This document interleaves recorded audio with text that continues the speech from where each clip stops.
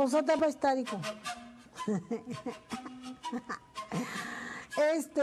Amusiami, isyandaña, ashitaña, wahamsay, ruanay con cashin, televisión, entrevista de evasión, kaipi. Cuando yo era niña, las mujeres no entraban al colegio, no entraban a la escuela.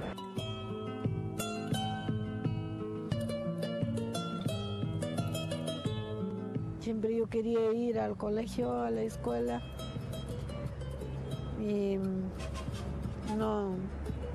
Y yo me preguntaba, ¿por qué otros niños van y por qué yo no?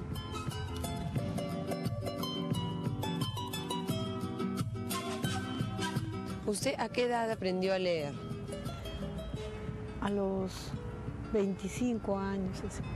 Chaynan kanku, mana riqsinkuchu no kanchis pa kausayninchista y menos kausanchis chayta. Yo les hablo en quechua, también van a ser ignorantes de no entender, ¿cierto? Hilaria Supa Guamán es un error estadístico. El haber nacido mujer, quechohablante y campesina en una pequeña comunidad de Cusco trazó su inevitable destino. Ser analfabeta, trabajar sirviendo a otros por una limosna, llenarse de hijos y sobrevivir sufriendo. Todo el mundo hablaba castellano, pues no hablaba quechua nadie. Pero porque no les entendía y a veces me pegaban. Me decían, eres india bruta que no entiendes nada, me decían. Pero ella se resistió a ser una milésima más en la estadística sobre la pobreza y el analfabetismo en el Perú. Hilaria Supa, ex empleada del hogar y ambulante, ocupa una curul en el Congreso y ahora tiene en sus manos la presidencia de la Comisión de Educación, pese a que ella nunca existió para el sistema educativo. Que lo han nombrado solamente porque no tenían a quién poner, sería una verdadera pena y de alguna manera una ofensa al Congreso, ¿no? La educación no está para jugar, no está para improvisar.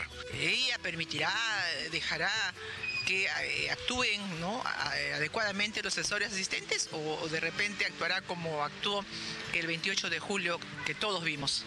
Rasgarse las vestiduras en nombre de la especialización es una opción.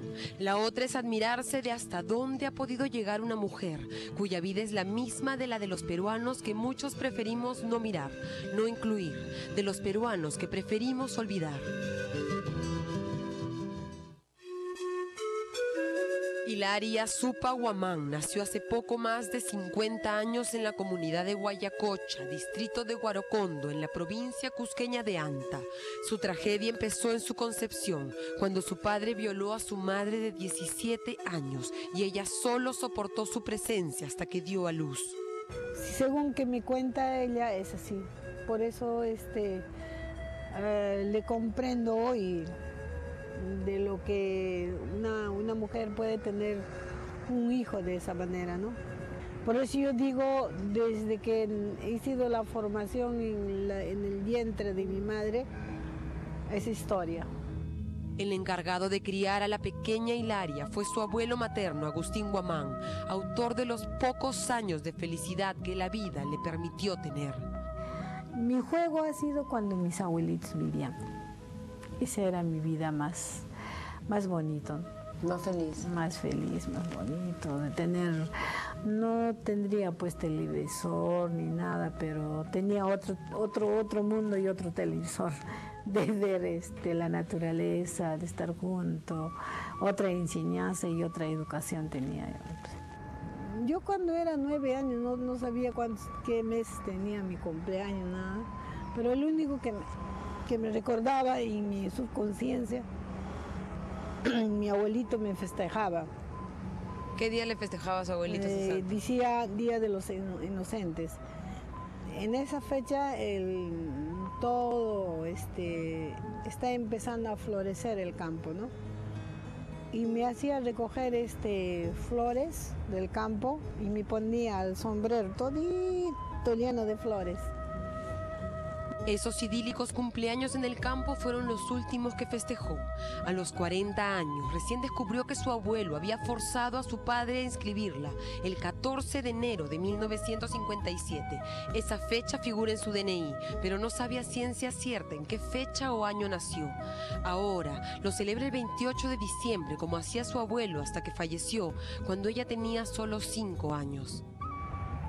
Es duro decirlo, es muy duro, no me gusta hablar.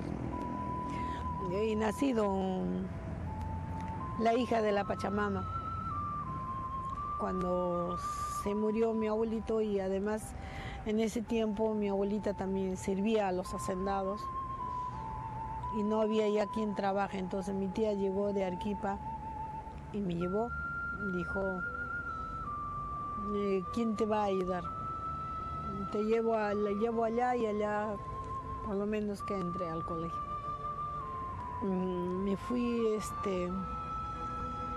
llorando porque no quería soltar también a mi abuelita. Pero en Arequipa, la Hilaria de 8 años no encontró lo que esperaba. Mi tía también tenía hijos y era pobre y tenía que ponerme a trabajar, pues, ¿no? Y cuidaba a una viejita, tenía bastantes canarios.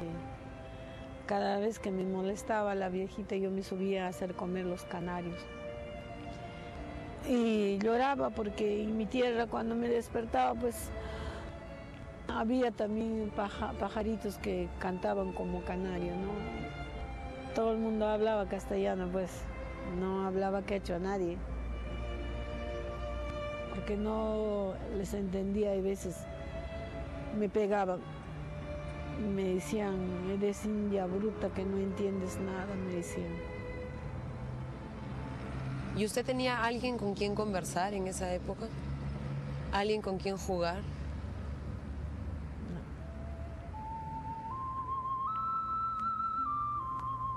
Siempre yo quería ir al colegio, a la escuela, y no. Y yo me preguntaba, ¿por qué otros niños van y por qué yo no? Y siempre yo lloraba por mi abuelito. Y hasta ahora lloro por él. Y siempre busco a él. ¿Y lo recuerda mucho? Sí. A fuerza de golpes, Hilaria aprendió el idioma que décadas después le permitiría representar a las mujeres quechohablantes de su pueblo ante las autoridades. Pero el destino aún le deparaba muchas humillaciones. Luego vino mi tía, me sacó, después me puso a otra casa, dijo que esa casa sí me iba a pagar sueldo, pero tampoco. Ahí ha sido más duro porque